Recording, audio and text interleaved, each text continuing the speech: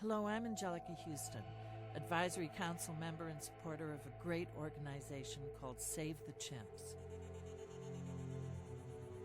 There's a long history of exploiting chimpanzees in the United States, either as unwilling medical research subjects, entertainers, or inappropriate household pets.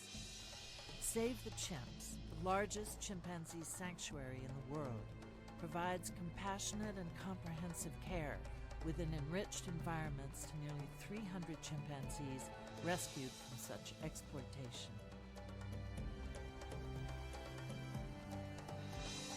Save the Chimps was founded by a woman of unparalleled compassion and determination, the late Dr. Carol Noon.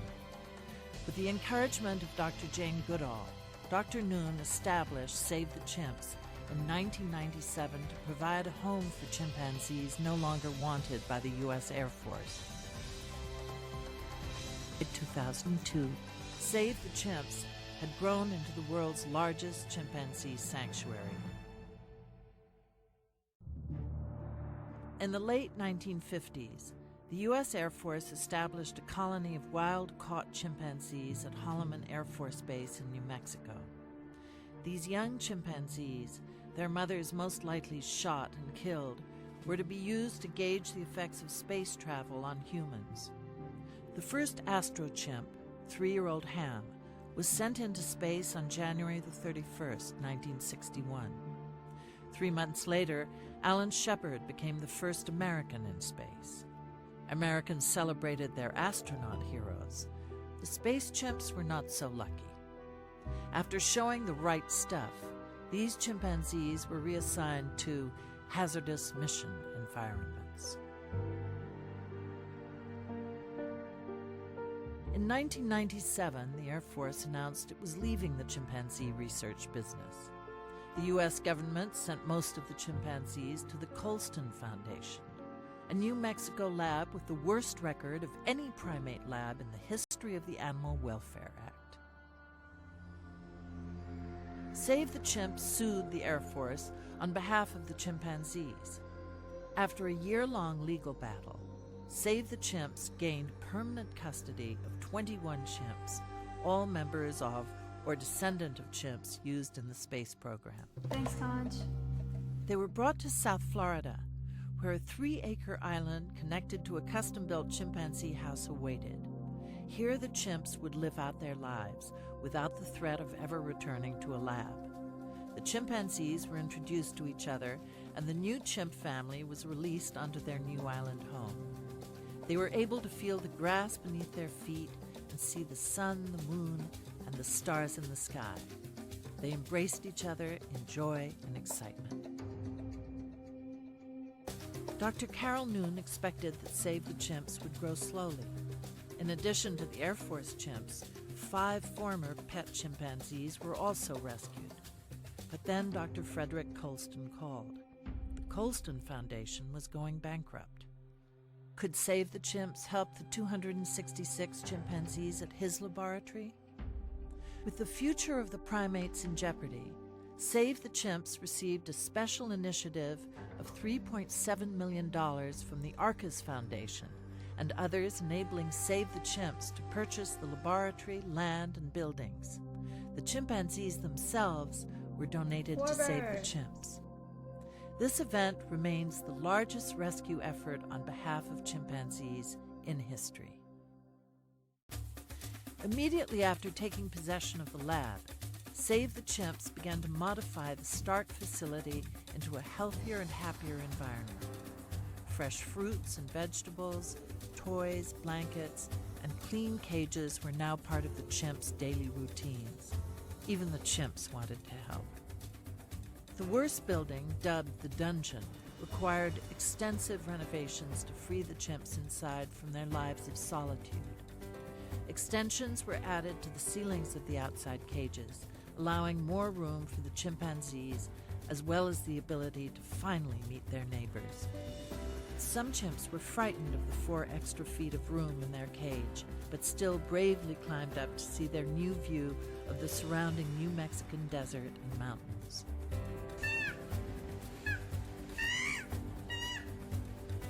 Mesh doors were installed in the solid concrete walls so the chimps could finally be introduced to each other. The most important gift Save the Chimps could give these chimps was each other. Introductions began to build family groups of 20 to 25 chimpanzees. When 18-year-old Mika met 20-year-old Brent, they fell immediately in love. When Elway and Pamela met Alice, who at the time was a timid and frightened chimpanzee with emotional scars from her lab days, Alice embraced these two youngsters and for the first time could be heard laughing.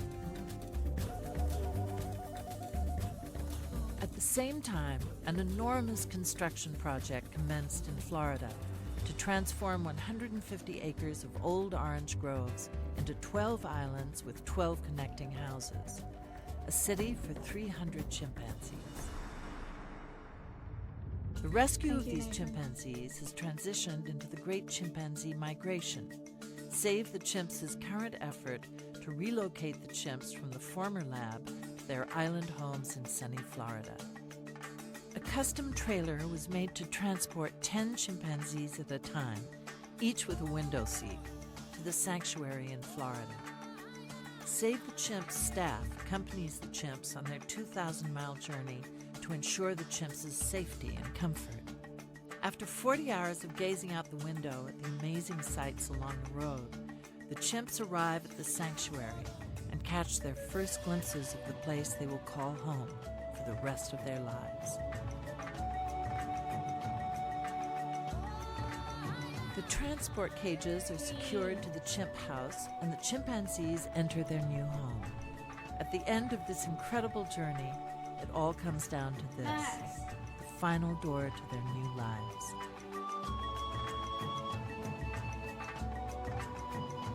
These chimpanzees are getting a second chance at life. They're learning how to play, love, laugh, and groom, all natural for chimpanzees. Ranjan!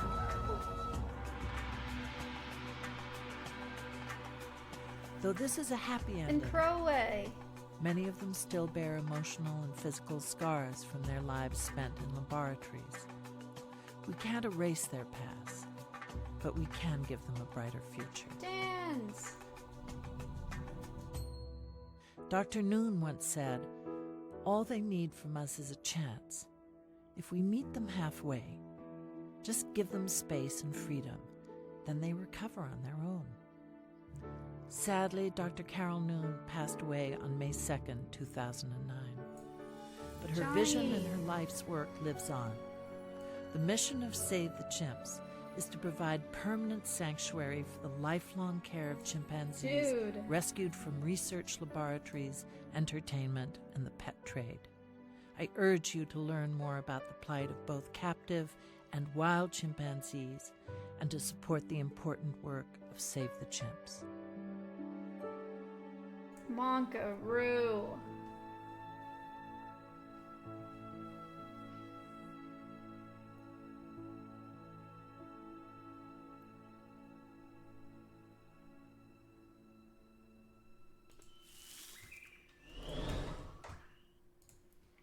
What's up?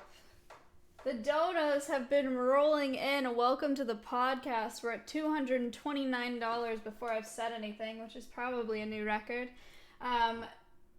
A longer intro video today, but I thought it was a really good one. I liked that video a lot. Crazy history to the exploitation of chimpanzees, primarily in the U.S. We're going to talk about that today. We're talking with Save the Chimps today. Actually, we're talking with Dr. Andrew Halloran, who is the Director of Chimpanzee Behavior and Care at Save the Chimps. He's also working on a project in Sierra Leone with wild chimpanzees, so we'll talk to him about that as well. I'm very, very excited. Save the Chimps.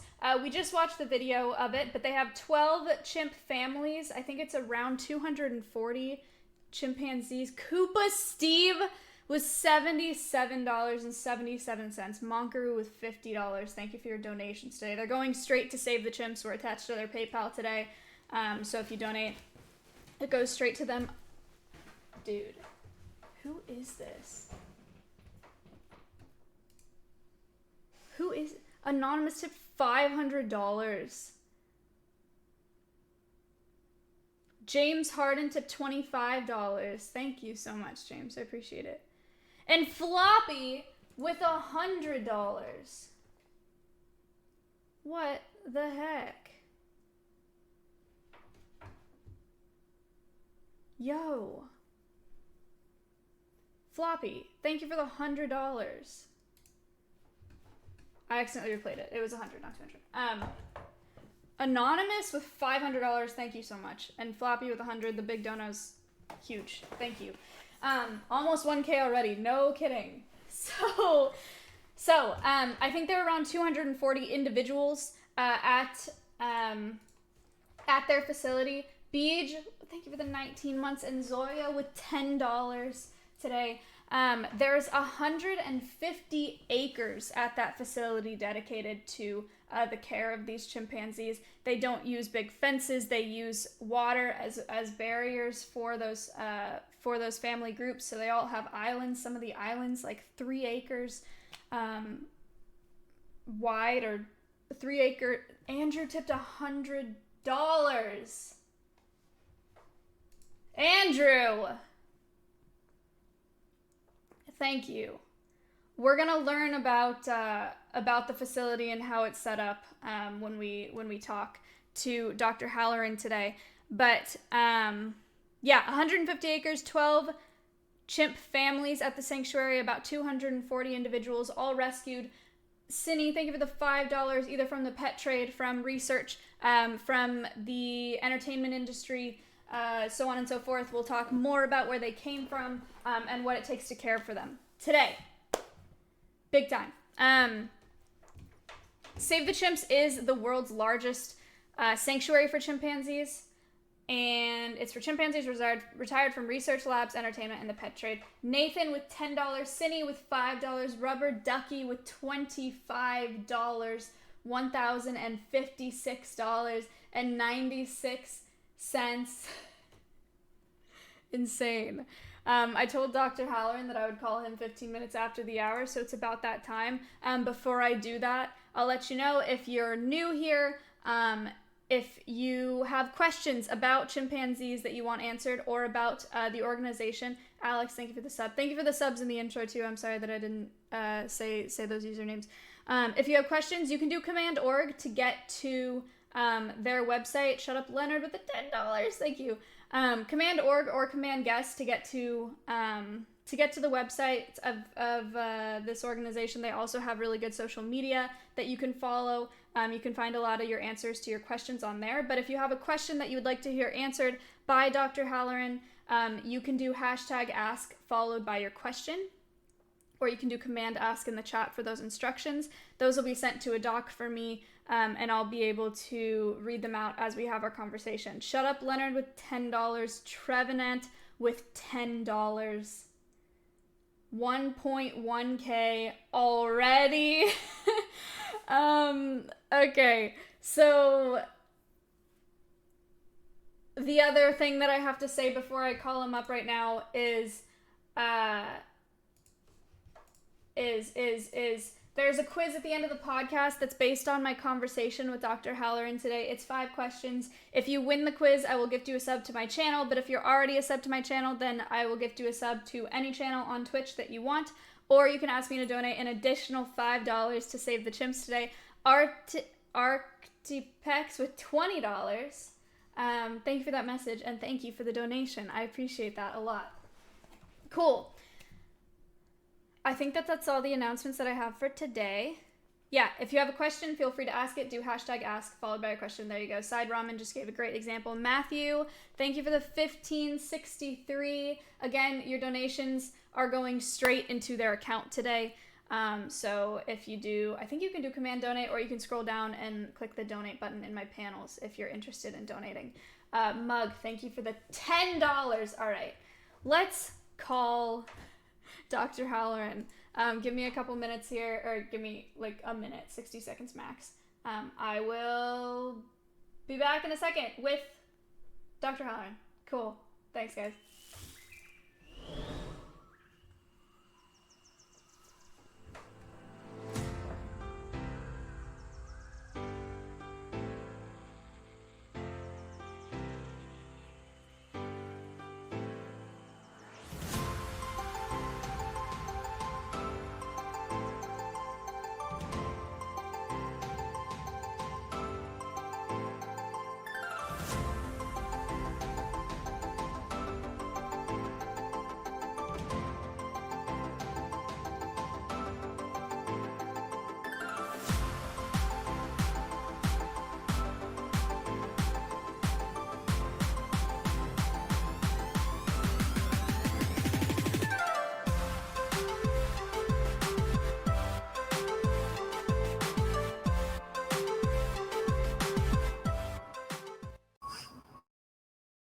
Hey, how are you? I'm good. How are you? Good. I can't see you anymore. Yeah, so you won't be able to see my cam, but you'll be able to hear me throughout Okay. the podcast, but they can see both of us. Okay, great. Perfect. Sounds good. Okay, chat. Tell me about the audio here. Someone just said that there's a little bit of an echo. Might want to turn yourself up. Okay, I will turn myself up here. Could you turn your volume down on your device a little bit so that they can't hear me Yeah. through yours? Okay.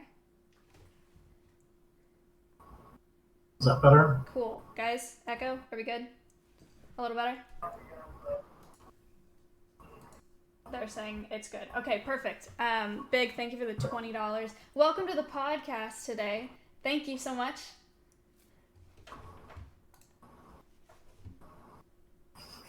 Can you hear me? Yeah, I can definitely hear you. Okay, sweet. So I did an intro video of the history. What was it called? Save the Chimps history. On the YouTube channel. So we watched that, and then I gave a short introduction of Save the Chimps. We've raised $1,167 so far on the podcast. Wow. Head Click just tipped $10, so $1,177 before we even started our conversation. So if you could introduce yourself, that would be great, and then maybe give us a better introduction of Save the Chimps and what it is that you guys do. Sure. My name is Dr. Andrew Halloran. I'm the director of chimpanzee behavior and care here at Save the Chimps. We're the largest privately funded chimpanzee sanctuary in the world. And there's not really a lot of places where there's this many chimpanzees in one area. We've got 228 chimpanzees over an area of about 150 acres. They live out on island habitats. Yes, that's so cool.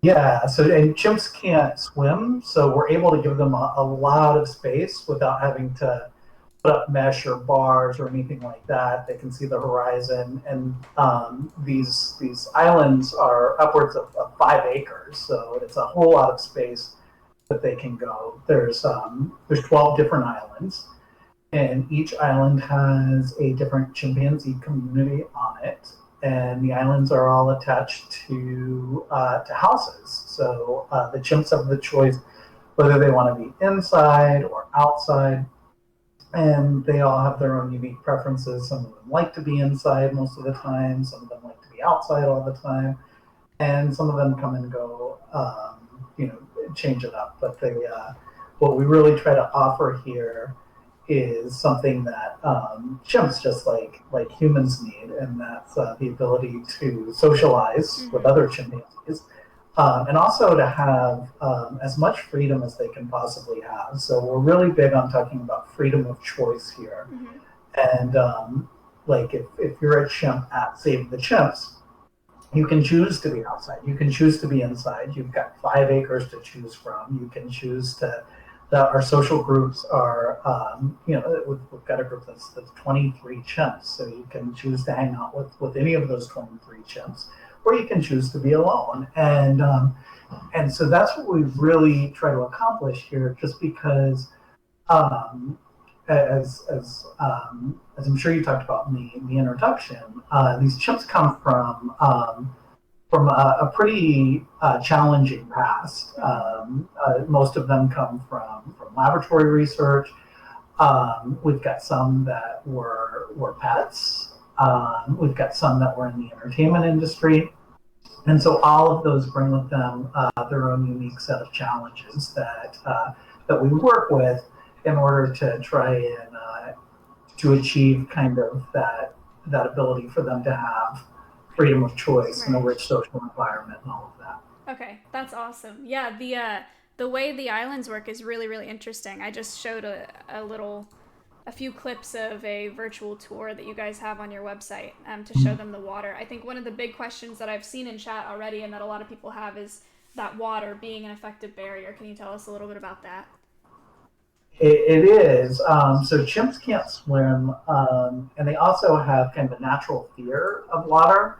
There is a pro and a con to it. So water can present some risks. So because chimps can't swim, so our staff is very keyed into if a chimpanzee is getting too close to the water, or there might, if there's a chimp fight that breaks out or something like that, that we're very attentive to that. But to us, the advantages of being able to have that much space and no bars is something that we really value. Right. So because they can't swim, it provides that barrier. And there's other places that have the water barrier besides Save the Chimps, but not with quite as much space as we have for the chimps. You guys have 150 acres, is that right? Yeah. That's amazing. Yes. How cool. Yeah, so it's a whole lot of space, and it's we're in South Florida, and we're really in the middle of we're in the part of South Florida that people don't go on for vacation. It's kind of this hidden part in the middle of the state, in the middle of the southern part of the state, and it's that climate-wise, it's very similar to what the chimps would experience in Africa.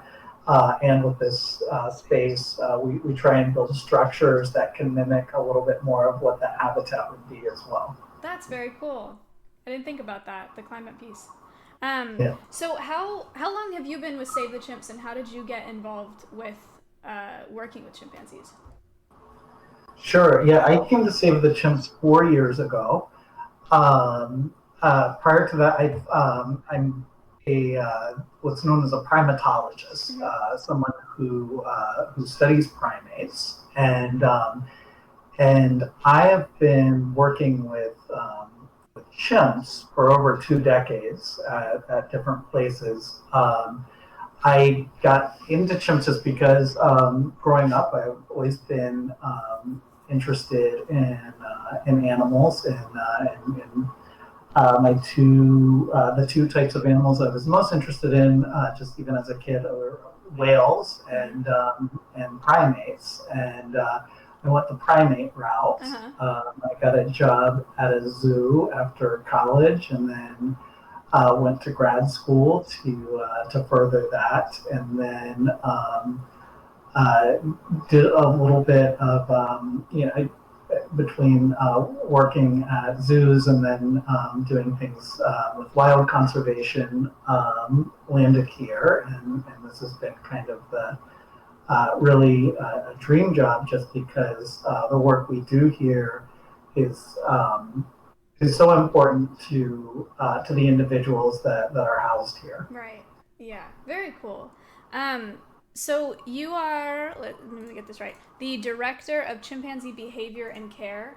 I haven't seen this question in chat, but I'm sure some people are thinking it. So what exactly does that mean? What is your job like? What's your day-to-day like at the sanctuary? Sure. So I'm in charge of the direct kind of non-veterinary care here at the sanctuary. We also have a really great team of veterinarians that work here too. We've got 3 full-time vets that are here, which we need for this many chimpanzees. What my job is to organize that direct care. So I have a team that consists of a chimpanzee care manager and what we call curators, who are in charge of different sections of the sanctuary.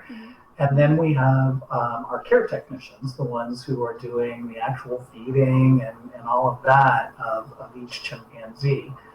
Further to that, the behavior part of my job is that we do we observe the chimps to make sure that that everything is good with their general well-being and their general welfare. So we do what we call care and welfare assessments of every individual chimpanzee to make sure that that they are thriving, that they are what we would kind of consider happy and doing well with these different assessments that we do. And with 228 chimpanzees, that's no small feat. So yeah, no kidding. We do that, and we report on their welfare, and then we devise what we call care plans for each chimpanzee, because what we really want to provide here is a sense of individualized care. As I said before, each one of these chimpanzees comes with their own sets of challenges. So we may have had a chimpanzee that was isolated for the better part of their life and not socialized with other chimpanzees. And they come with one set of challenges in order to get the life that they deserve and socializing with other chimpanzees. We also have some chimpanzees who have had really what we would define as PTSD due to trauma in their past, due to what was done to them during some of the biomedical research, and so that comes with its own set of challenges. And so what we really want to do is look at each one of these chimps, figure out what are their challenges and how can we care for them the best way possible to get them to these goals of socialization and freedom of choice. And at the same time, work with our veterinary team to make sure that they're as healthy as they can possibly be, that they are being checked on regularly, so they get proper nutrition, that they're physically in good health. Right. And so it's quite for being kind of a hidden place in South Florida. It's a big operation and a big undertaking to have this many chimpanzees. That sounds like it. It's so many. So they all have. I just scrolled through the website. They all have names, and you know all of them. And so I assume that they know the staff as well. Oh, very much so. Yeah. But you guys don't do any free contact, right? No. Chimpanzees are very, very dangerous. And in fact, probably as far as an animal in captivity that you could work with, I put them only second to elephants. They're very strong, obviously, and obviously very intelligent, which makes them obviously very dangerous. And so we don't have any contact with them at all. At the same time, we do work where we're protected with them. We do what we call operant conditioning, and that's where we'll do things like teach a chimpanzee to get an echocardiogram. A colleague of mine from a place called Lion Country Safari developed a great practice where chimps can be trained to put two fingers on a device, and we can get an echocardiogram, and we can keep appraised of their cardiac condition, which is something that we have to watch for in captivity. Wow, how cool. Okay, so we have a ton of questions that have rolled in, and I think now's a good time to start answering some of them. Are you cool with that? All right.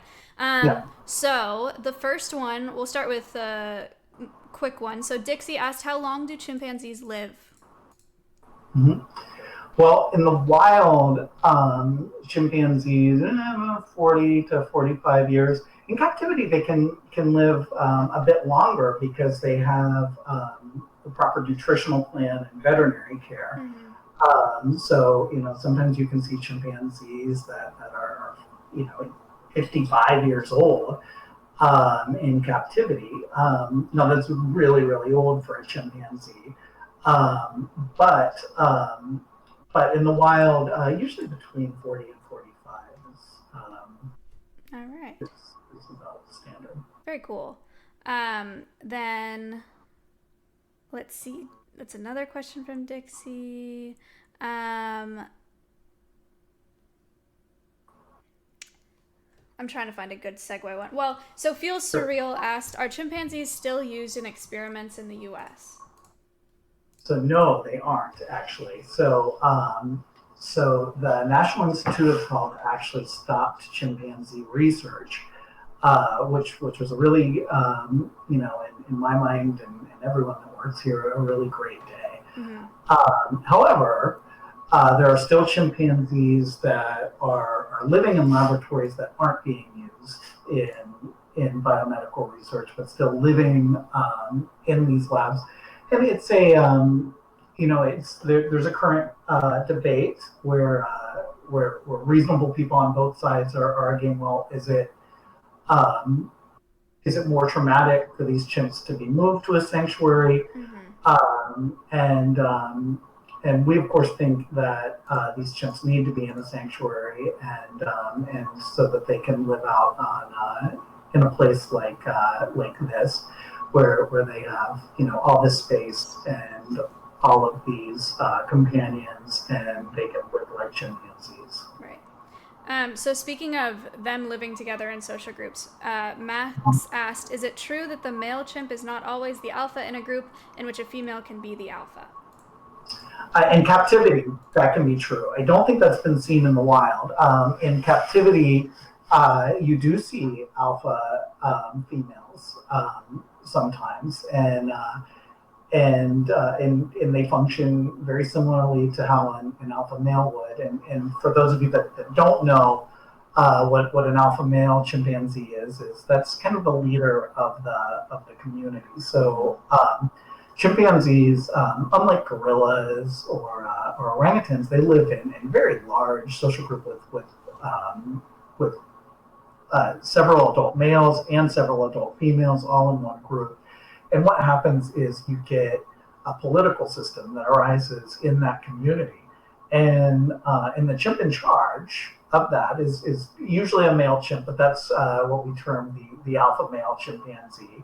And a good alpha male chimpanzee leads to a very strong group that eats well and defends its territory in the wild. In captivity, those hierarchies arise as well, especially in a place like this, where we have these large social groups and this much space. And what's really interesting here is we've got some groups where it's really, really political, and there's a real strong leader, and it's very, very clear. And we've got some groups that are more laid back, and that leadership is kind of fluid, and no one really cares as much who's in charge. And that's probably due to the security of being in a captive setting. You don't really see that in the wild too much. Okay, cool. Thank you for that question. That was a good question. We've had a couple more, a few more donations. SMK with $30, Goldtooth with $50, Jeremy with $50. That's brought us to $1,307.59. Yeah, thank you guys so much for your donations. If you're just getting here, we're raising money for Save the Chimps today. We're talking to the Director of Chimpanzee Behavior and Care, Dr. Andrew Halloran. And if you want more information about the organization, you can do Command Org or Command Guest, and it'll take you to all those places. Cool. So another question that I'm kind of curious about too that I forgot to ask is, Jackie said, what did you do your PhD on? So that's a great question. So my PhD was in what's called biological anthropology, which is where primatology kind of is housed.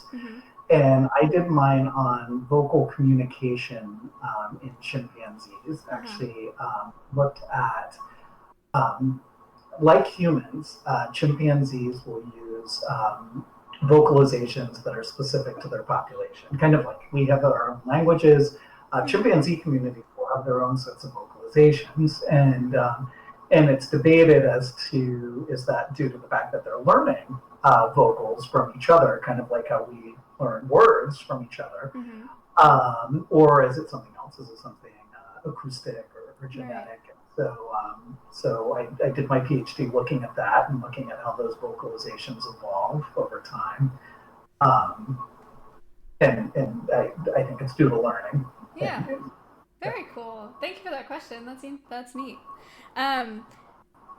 So I know that they learn from each other. I read on your website that chimpanzees born in captivity in the States are never going to be releasable because of the skills that they learn growing up, and also because of some genetic differences, right? Well, not so much. I mean, so they would never be releasable. The biggest reason is because there's not much habitat left in West Africa where they can be where they would be re-released, where they're from. But also because chimpanzees are extremely territorial. So you've got communities of chimpanzees that defend territories, and so you wouldn't really be able to just put chimps out back in Africa like you might another species just because of that. There are sanctuaries in Africa that deal with chimps that have been captured as pets. And even they aren't really able to re-release the chimps. But they do kind of graduate into very large areas in Africa, which is kind of like re-release. I see. Mac, thank you for the $10, and One Nights, thank you for the $10. Yeah, so we're talking about Save the Chimps today, and that's an organization that rescues chimps and gives them sanctuary for the rest of their lives. But chimpanzees are also listed as endangered, right, in the wild right now. They are. Okay, do you want to talk about your Sierra Leone project a little bit? Sure. There's a project a conservation project that I operate with my friend and colleague, Dr. Tina Cloutier-Barber, and the goal of it is to try and protect the chimpanzees that are not in the protected areas. So most chimps in Africa don't live in big national parks with patrols and things like that. Most chimps actually live in little forest fragments alongside villages. And what happens is, because those forest fragments are so small, there's usually not enough resources to support the groups of chimpanzees in these forest fragments. So these chimps go and they eat from the farms, crop raid, and so they get killed as a method of resource defense from the human population. So what our site does is try to mitigate some of the conflicts between the human villages and the wild chimpanzees that live in their midst. And so on a larger scale, this is something that is happening to chimpanzees all over Africa. So deforestation is an exponential problem. It's not going the other way. It's not slowing down. It continues. So the thing about chimpanzees, though, is that they're really resilient and they're really good at figuring out how to survive.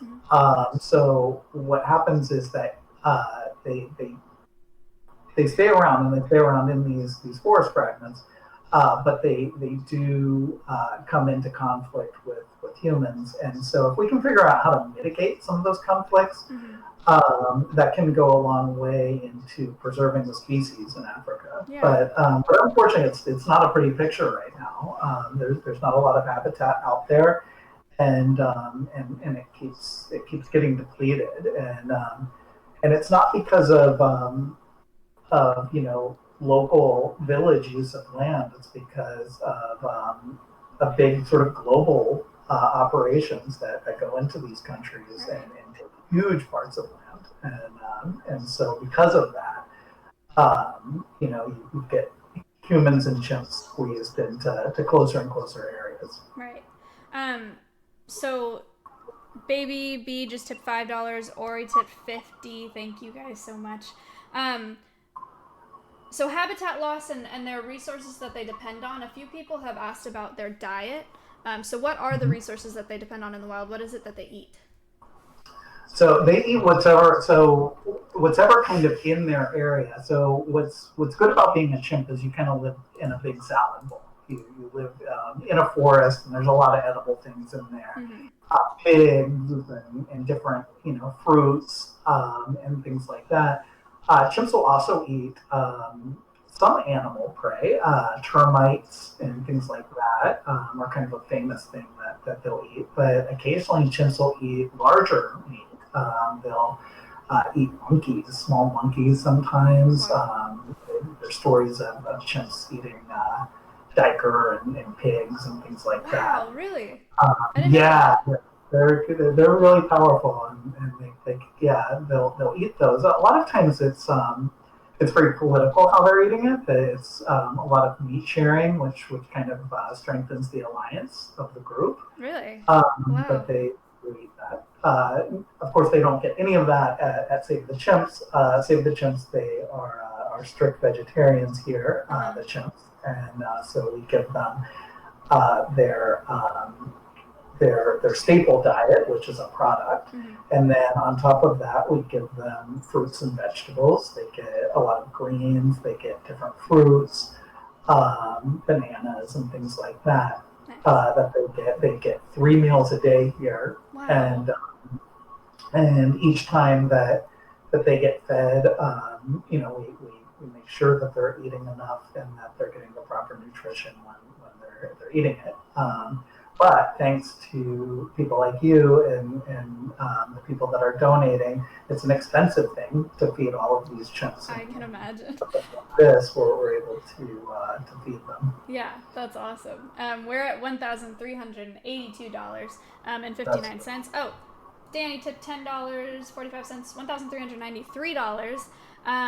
And Danny tipped a question with his donation. Said, "What are some misconceptions you hear most commonly surrounding chimpanzees?" The biggest one, and the one that is probably the biggest pet peeve of mine, is that I think people see chimps as just little almost humans.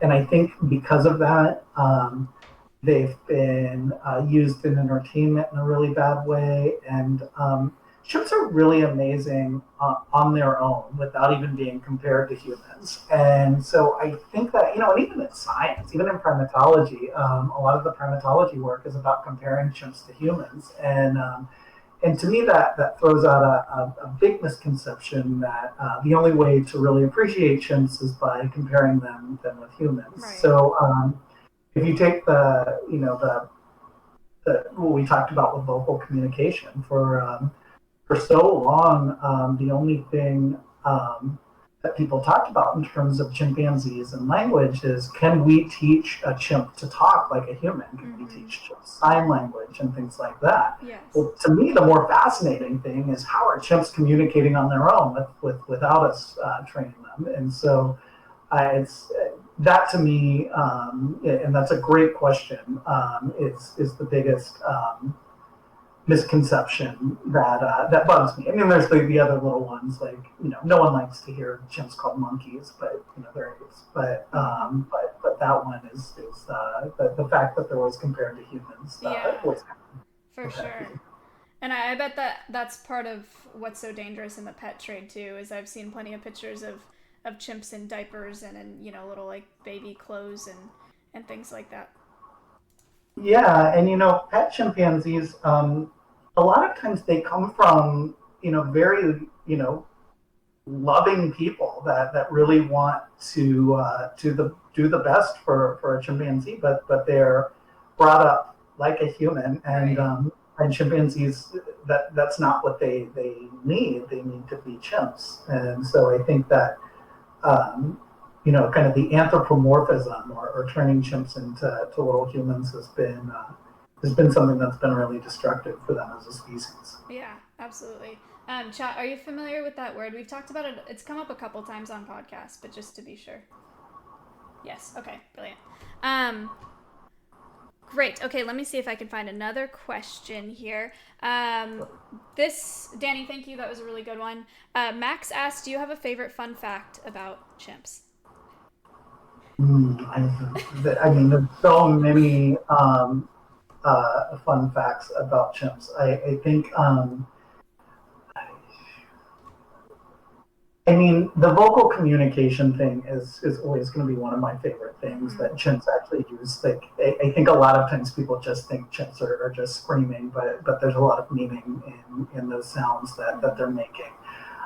So that's one. I think, the personality differences between chimpanzees is always fascinating, and I guess counts as a fun fact. I mean, we've got some chimpanzees that are hilarious and have a great sense of humor. And we've got some chimpanzees that are very serious and stoic, and we've got some chimpanzees that are very loving, and some chimpanzees that don't really want a whole lot of attention from anyone, from any other chimpanzee. So the personality differences, vocal communication, those are kind of my go-to things that always fascinate me.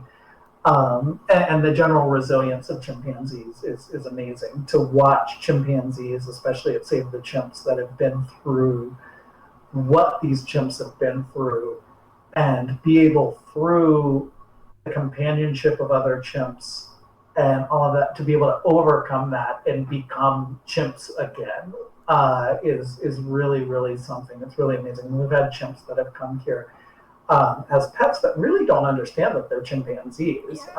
They've only been around humans, and they come to chimps to save the chimps, and they see other chimpanzees and they don't want anything to do with them. And then slowly over time, to watch them form these relationships and start to show chimp behavior and start to really exhibit this very visible enjoyment in life of being a chimpanzee is something that is really incredible. It's not just inspirational. It's really interesting, just from a resilience standpoint. Yeah, I bet. Thank you. That was a really good question too.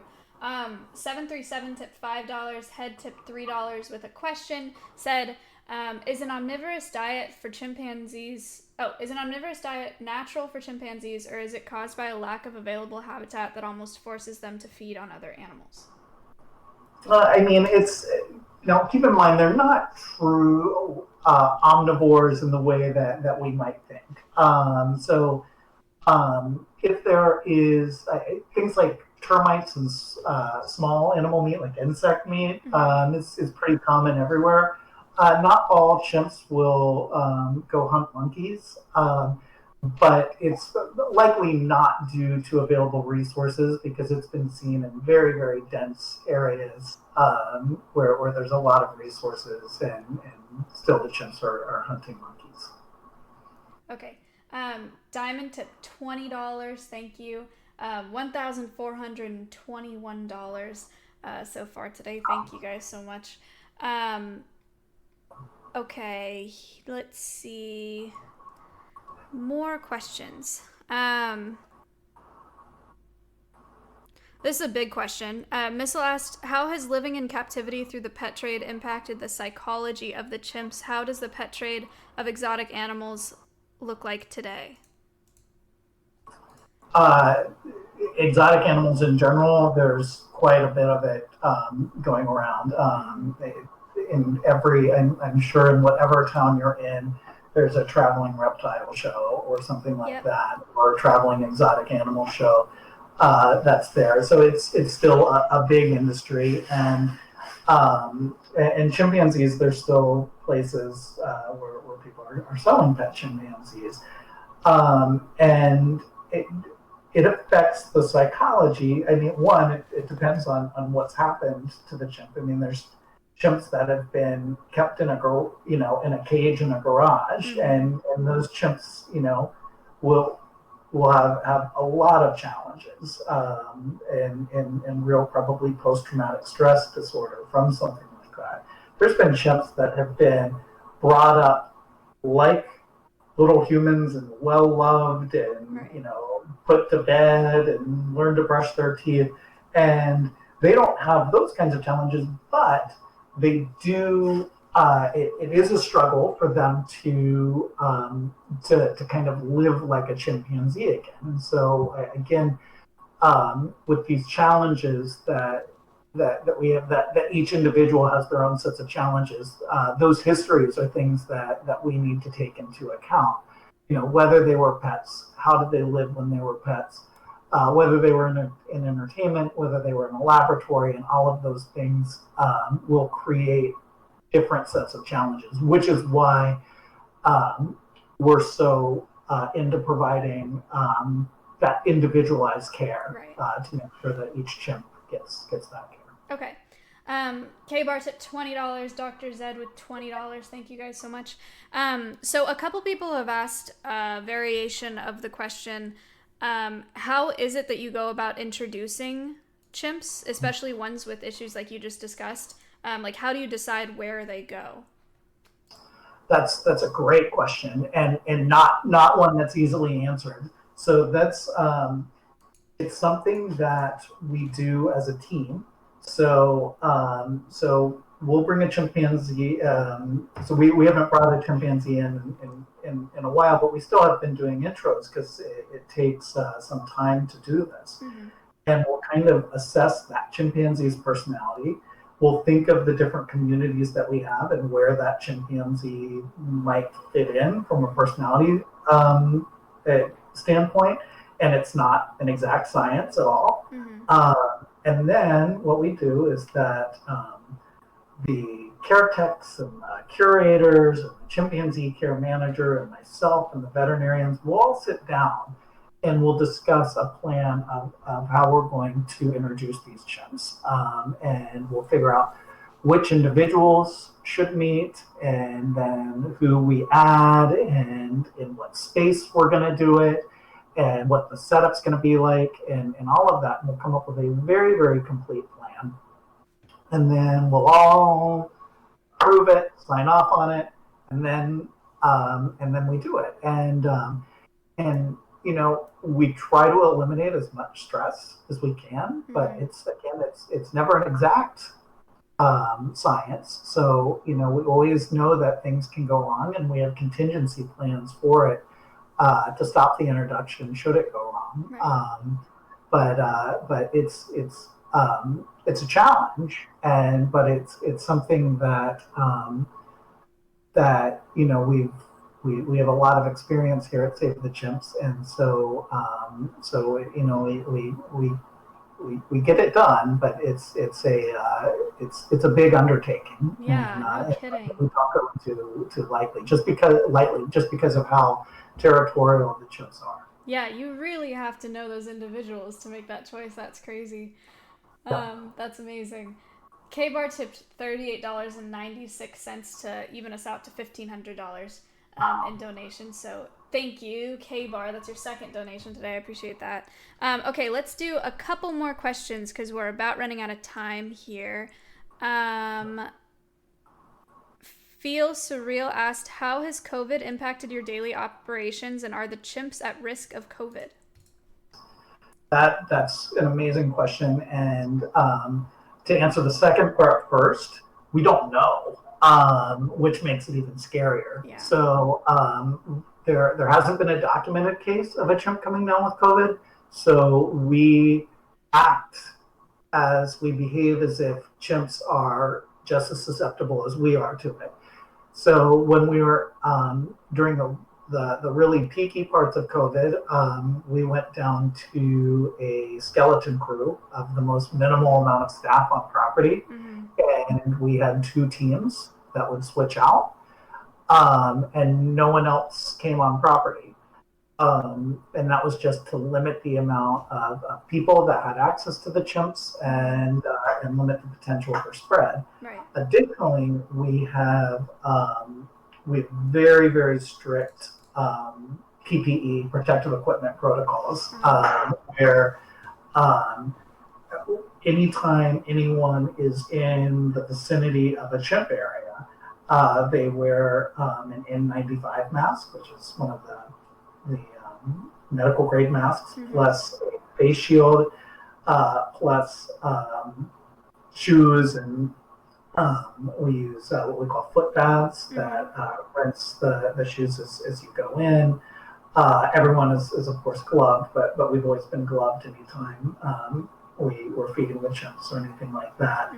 And all of those things get changed, and people have to change their clothes before they go home and things like that. So because COVID has at least for now kind of ebbed a little bit, we were able to do things like bring our maintenance crew back on site and things like that. But we're always cautious. We still don't have our volunteers here yet. because we just don't want to take any chance. And that's a big hit for us because we really rely on our volunteers to do things. So, but we can't risk it right now. Our chimp population is already at risk just because of their age. Right. We've got older chimps here, and many of them have pre-existing conditions, so they are susceptible to it. It would be really disastrous if it were to go through our chimp community. That's so scary. Thank you for that question. That's a good one. Okay, let's do 2 more quick questions. I have one just out of my own curiosity as a former zookeeper. It must be like a task to do enrichment for that many primates. What kind of enrichment do you guys do for all of them? How do you go about that program? Yeah, so we have a pretty robust enrichment program. Our curators work out an enrichment calendar every month, and on that calendar, we do 2 to 3 enrichments a day. Now, some of that is just like island browse, where we're putting scattering browse around the island. But there's also we've got devices that will hang up on the walls that connect the land bridge to the house, like things that we call like rollers, which are it's like AstroTurf covered cylinder where we can put like oatmeal and raisins and things, and the chimps can kind of browse through that. But what we're really trying to not do with our enrichment is we don't want to add like junk food and calories and stuff like that, and empty calories onto that. So we're also mindful of that. But yeah, to answer your original question, it's a challenge, and but it's something that we do every single day, and it's a big priority for us. In fact, one of our main care goals is an enriching environment, and that goes to it. Very cool. Thank you. We've had a bunch of donations come in. Anonymous with $20, Locke with $20, Headline with $20, Crowway with $5, Monkaroo with $35, Tyler A with $20. That's $1,620. Esmond with $13. Tyler asked, "What's the most interesting behavior you've seen exhibited by chimpanzees?" All right, so we have a chimp named Allie, and Allie's just a really special individual. Mm-hmm. She came. She was a pet, but a pet that had come from a very loving household. Mm-hmm. But Allie is one of these chimps that didn't really understand that she was a chimp when she came here. And she really wanted to spend more time with us than the other chimps. Right. And I got here one morning, and the care techs who were working in the building that Allie was had asked me to bring something really good to the building because we needed to trade Allie something good for what she had. Right. And I went up there, and Allie had somehow gotten a little tiny mouse that she was petting like that, and she had made a little bed for the mouse, and she had and covered the mouse up with blankets, and would kiss the mouse and hug the mouse, and the mouse was terrified. But she was and just watching her compassion with that, it just eventually her love of a Pop-Tart made her not have the mouse anymore, and the mouse ran away.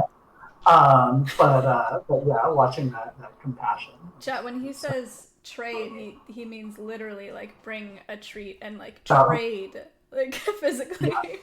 There's a Pop-Tart, may I have the mouse? Right. Yes. Yeah, that's amazing. I'm glad you asked that question because that's a really cool story. Okay, so we're a little bit over time, but I like to ask my guests at the end of the podcast. We've had a ton of donations today, $1,653. So a lot of people have been able to donate, but we have almost 1,800 viewers, so there are a lot of people that either can't donate or they're just here to watch.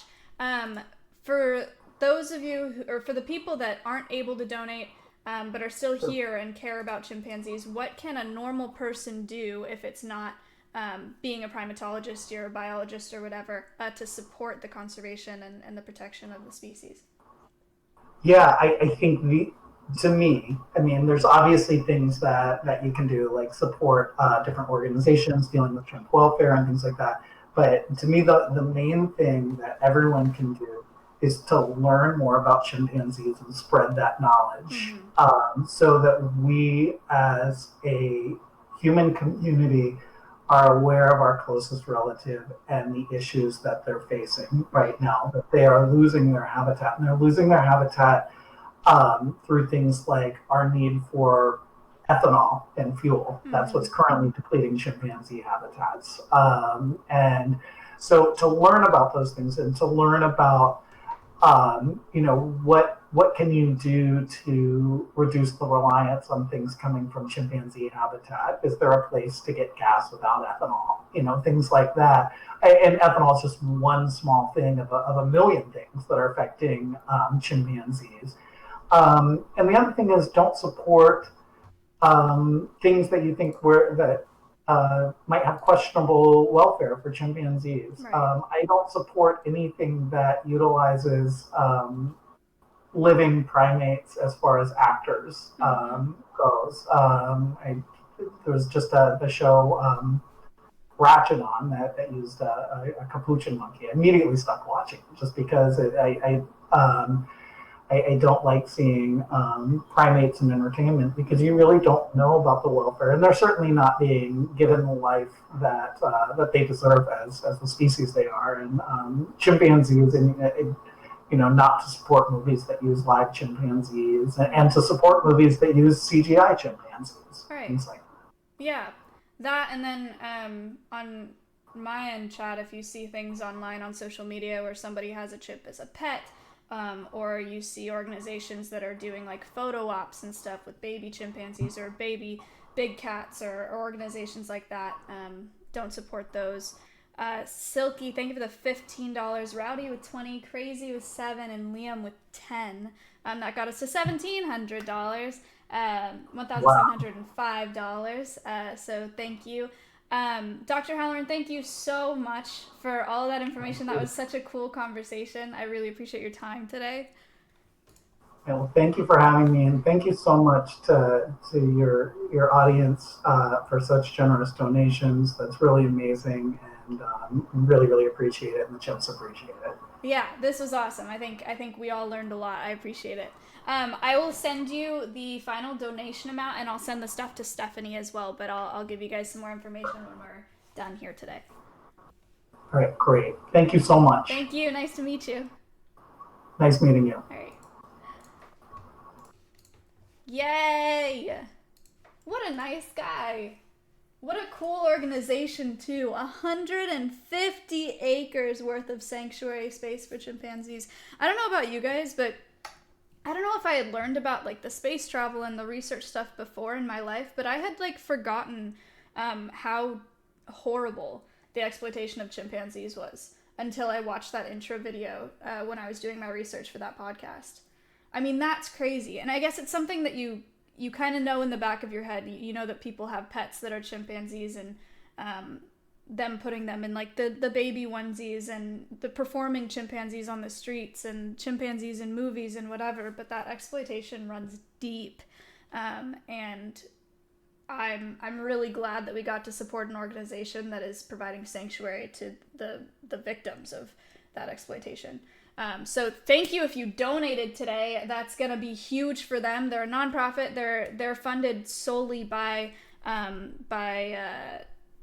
donations from people like you and by private donators. $1,705. That's amazing.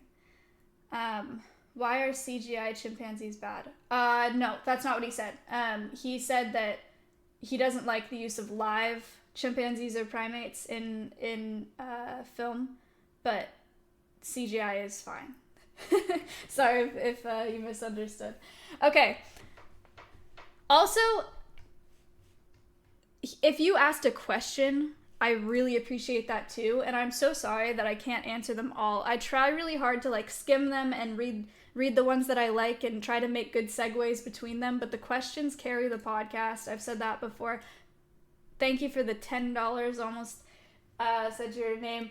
So I'm really glad that we do questions like that, because when I started the podcast, I didn't have a question doc. And I remember it being kind of hard for me to just carry the conversation for an hour.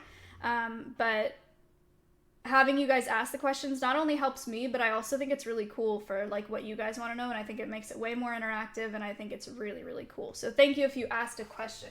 Jeb, thank you for the $15. Amazing. Okay. It's time for the quiz. Let's hope that the quiz works today, right? So, big shout outs to our new podcast team member, Chuck, who is writing the quizzes for us now so that I don't have to worry about that during the podcast. I appreciate it. Let me open up my dashboard. Hold on. The navigation on this website is... Okay. So, the way that the quiz works... there are 5 questions and 20 seconds per question. All of the questions are based off the conversation that I had today with Dr. Halloran. So if you're watching the podcast, you got a good shot. If you win the quiz, it's graded on how many questions you get right the fastest. So it's like you got to click really fast. You got to know the answer and click it to get the most points. It's on a point system.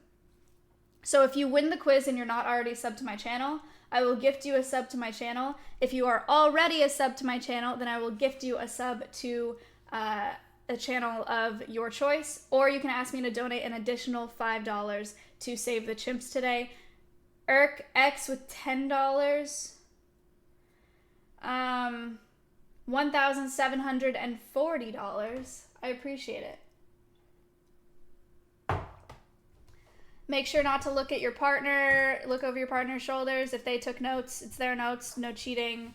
I'm going to create the quiz. It'll take me 3 minutes max because I just got to copy and paste questions. I will be back in a couple minutes, okay? If you have questions about the quiz, you can do command quiz in chat. It'll take you to my website, and that gives you full directions. You can do it on mobile. You can do it on your computer, Android, whatever. It's for everyone. Here you go.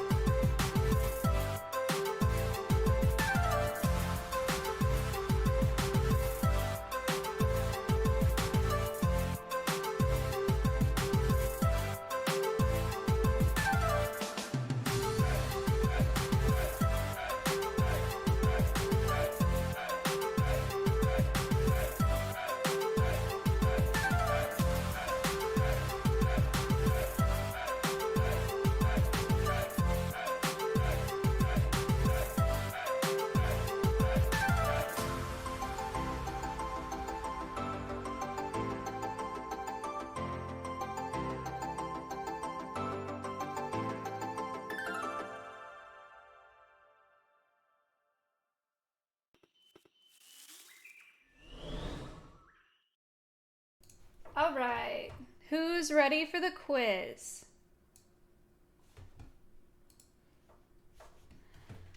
Gaspard tip $50. Crazy Brad tip $10. Whoa, whoa, whoa, whoa, whoa. Grandmaster tipped $10. Mr. Smoke tipped $50. Holy cow. Thank you guys so much. $1,860. Let's do the quiz. I will read the questions before I send the quiz out to y'all. Oh my gosh. I've only been here 6 months. Okay. Are you guys ready? Again, 20 seconds per question. You win the quiz by getting the most answers right the fastest. If you win, you get a sub, or you can ask me to donate an additional $5. The first question is, how many chimpanzees are at the Save the Chimps facility? Make sure you click enable access for this quiz so that I know who you are by your username. Otherwise, it'll just say contestant number, whatever, and I won't know who you are, so it's not even worth doing the quiz in that case. Here we go. How many chimpanzees are at the Save the Chimps facility? Is it 2, Smile? Is it 500? Is it 228? Or is it 1,000? Lots of easy claps. Conch with $1.18. Thank you.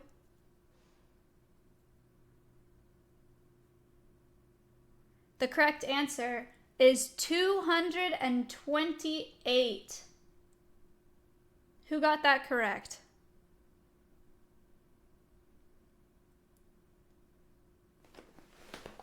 Me smile, me smile, me smile. Nice. But who got that correct the fastest? 267 people got that right. Well done. But who got it right the fastest? Drum roll, please.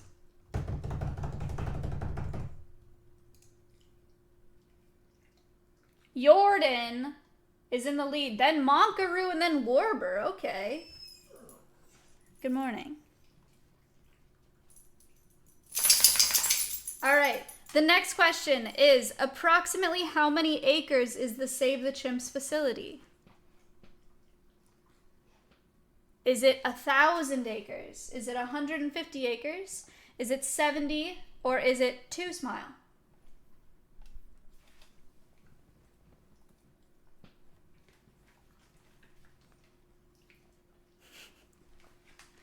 Three, two, one. The correct answer is 150 acres worth of islands for 12 different chimp families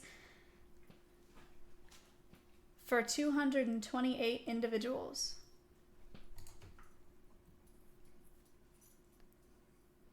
$280 people got that right. What is acres? A hectare is 3.2 acres, I think. Right? Do I have that right? I think ish. 3.8. What's a hectare? What do you measure it in?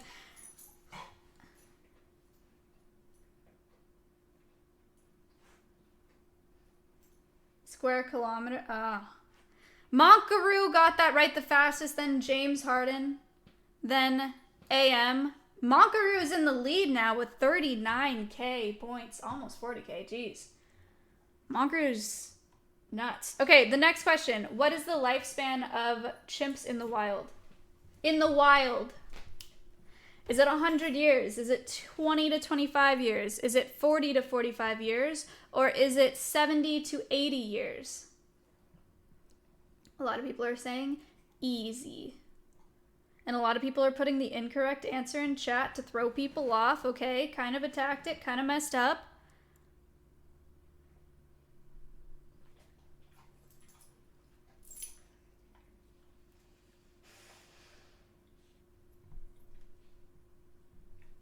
The correct answer in the wild is 40 to 45 years.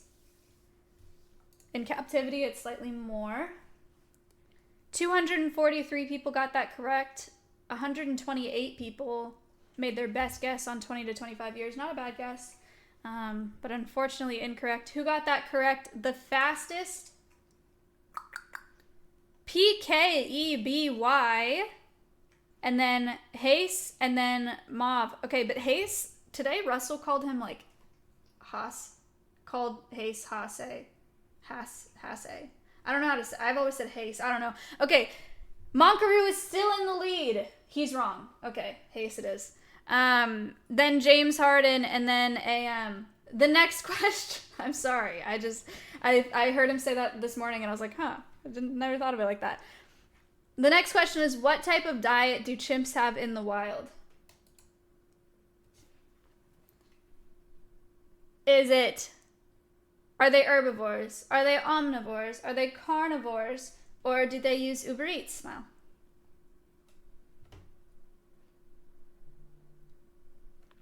Or do they only eat Pop-Tarts?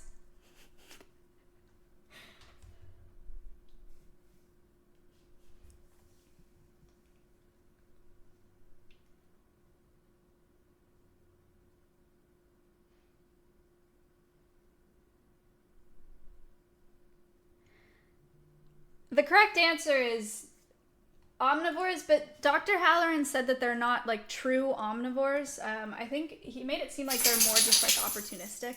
At their sanctuary, they're strictly vegetarian, but in the wild, he said that they would eat mealworms, pretty much whatever they're around, and then the occasional small mammal.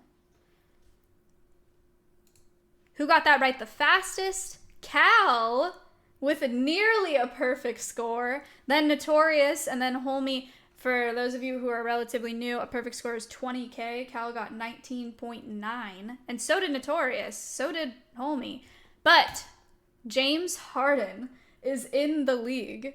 I was thinking basketball when I said that. Is in the lead. It was 79K, then AM, and then Jack Nicholson. The last question. Question number 5. Can somebody pull ahead of James Harden? Is how to save... Oh, wait. How did I phrase this? What are the barriers that are used at the sanctuary? What barriers are used at the sanctuary? I said... What barriers do Save the Chimps use at their facility? Do they not use fences? Do they use wooden fencing? Do they use glass? Or do they use water moats?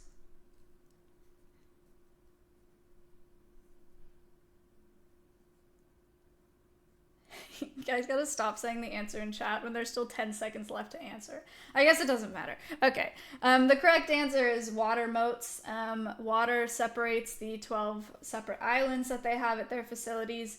And that's effective because chimpanzees can't swim, they have a natural fear of water, and it allows them to really be as out in the open as possible while being as safe as possible. They can see the stars, they can see the sun. There is no like chain link fences, in their face. So very, very nice. 209 people got that correct. Well done. Who has done it this week?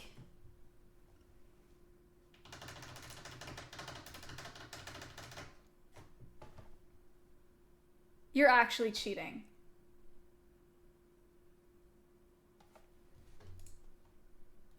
What?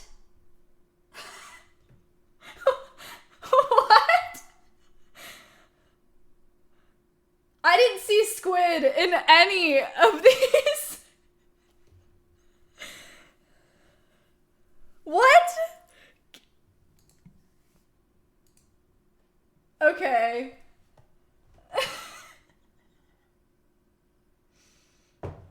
Oh, he was 5th on the last question. Weird. All right, Squid, what do you want?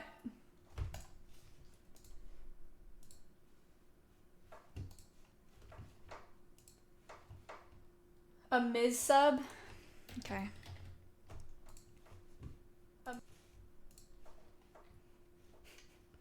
Teach me, cat is cat, Oh my gosh. Gift to a specific viewer. spinning squid. All right. Holy cow, the dentist with $40. Said, how is the $19 saving the chimpanzees exactly? Happy to donate, just curious. Okay, welcome to the podcast. Thank you for your donation.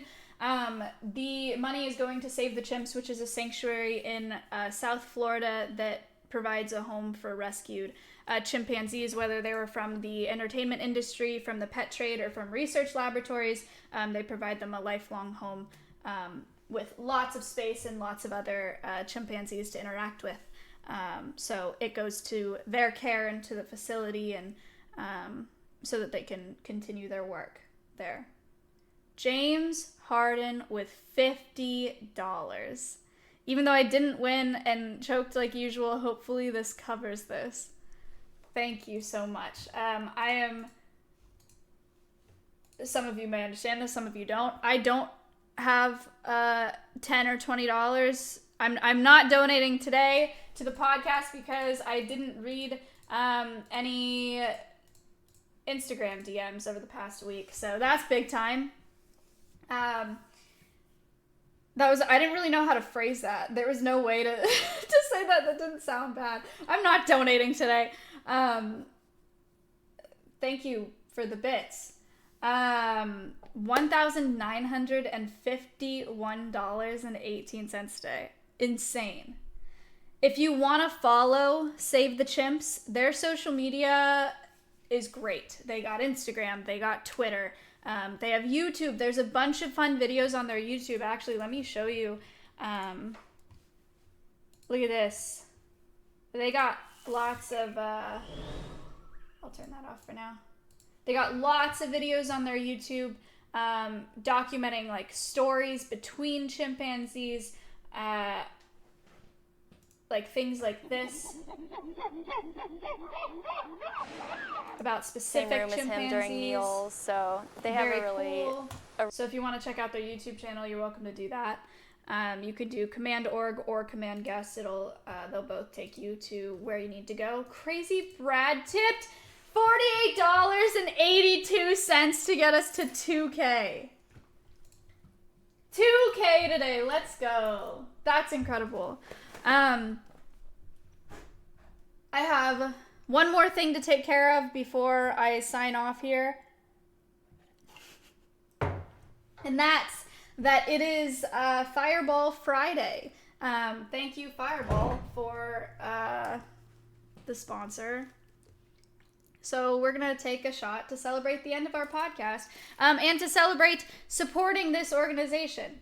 If you want to know more information about Fireball, you can go to my socials. My Twitter is MayaHiga6 and my Instagram is Maya_Higa. There's a link on both of those platforms that you should click. Thank you for the Twitch Prime. Conch with $1.18, and then Cal with $1.11 said not even numbers.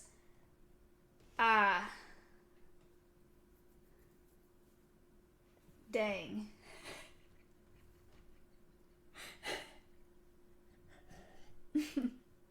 Riz tipped $2.26. Okay. Fireball Friday.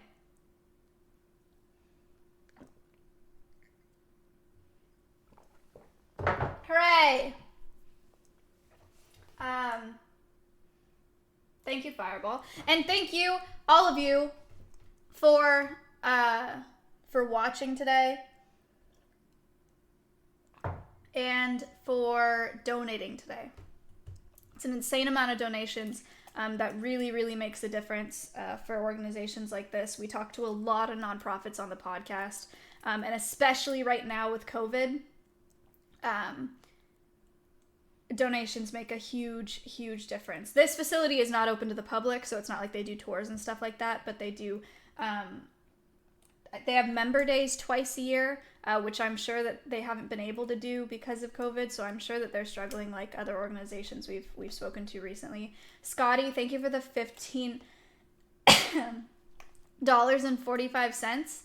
Cinnamony. $2,020 today. Thank you. Housewives is tomorrow. 2020. Let's go. Housewives is tomorrow. I don't even know if we have a time.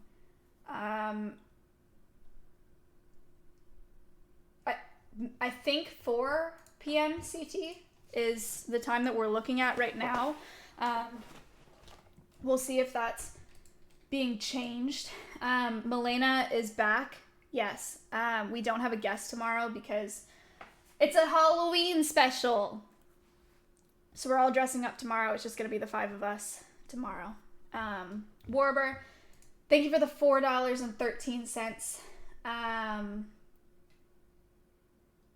Cool. I think that's it for the podcast. I'm really, really pleased with this one. That was a really cool guest. I'm super, super excited about how that went.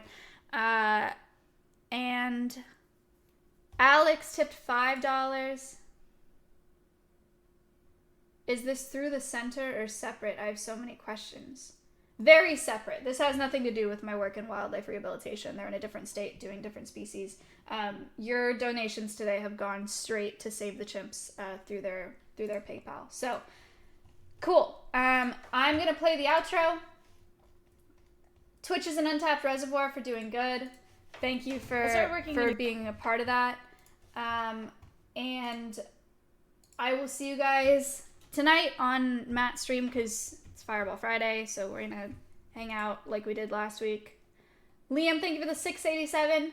And then I'll see you tomorrow for the Housewives podcast. The viewership is getting better for these podcasts also, and I don't think that it's a coincidence every week, or it doesn't have to do with the time, and that is really wonderful, and I'm really pleased with that too. So if you're new here, so happy to have you. Thank you so much. I will see you guys tonight and tomorrow. Peace. Cal with the $1.11. Cal, you're... Liam with $6.87. Peace. Exotics, 4 years ago or something like that? Working at zoos and getting internships and stuff like that. Then I fell in love with birds of prey at one of the zoos. Who do I host? One of the most popular streamers right now. This is Jupiter. He's 8 barn owl. Oh, for sure. It's insane!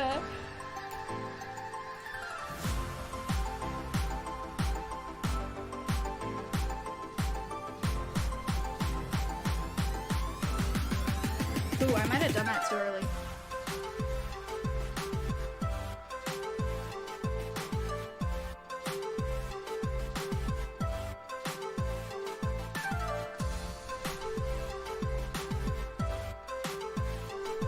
Should I do it again?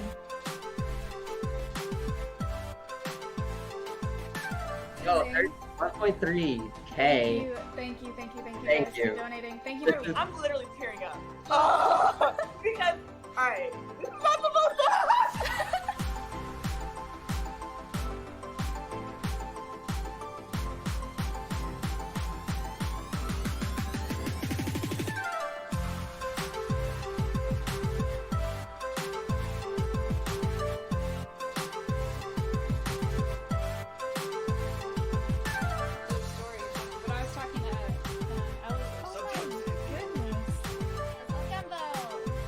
Oh, it's not gonna make it. Twitch is an untapped reservoir for doing good.